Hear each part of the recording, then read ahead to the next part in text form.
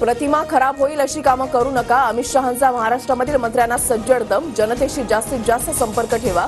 राज्य आणि केंद्राच्या योजनांची अंमलबजावणी करा. शहांच्या सूचना.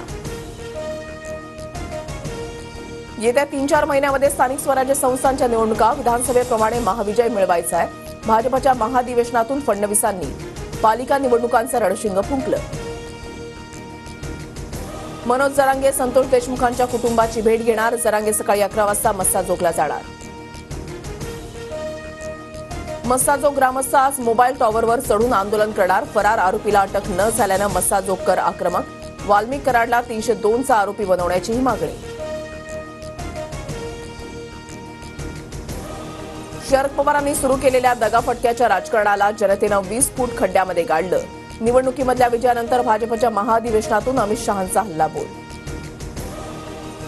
महाराष्ट्रामध्ये आल्यावर पवार ठाकरेंवर बोलल्यावर हेडलाईन मिळते. शहांनी 2 शब्द देशमुख सूर्यवंशी कुटुंबावर बोलायला हवं होतं. शहांच्या पवारांवरील टीकेनंतर सुप्रिया सुळेंची प्रतिक्रिया. 2019 मध्ये उद्धव ठाकरेंनी बाळासाहेबांचे विचार सोडले. दगाफटका करून मुख्यमंत्री झाले. ठाकरेंना महाराष्ट्रामधील जनतेनं त्यांची जागा दाखवली. अमित शहांची टीका. जखमेतून अमित शहांचे हे उद्गार. विधानसभेला त्यांना विजय मिळाला, पण आगामी काळात जनता त्यांना जागा दाखवणार.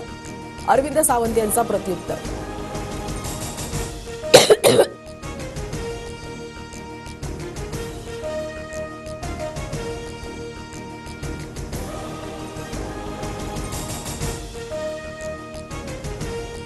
शेतकऱ्याचा मुलगा आमदार झाला, आता पालकमंत्री व्हावा ही सर्वांची इच्छा. जानेवारी अखेर पालकमंत्री पदाचं वाटप होईल. भरत गोगावलेंची माहिती.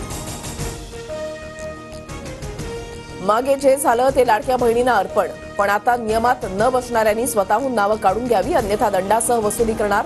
छगन भुजबळांचा बोगस लाडक्या बहिणींना इशारा.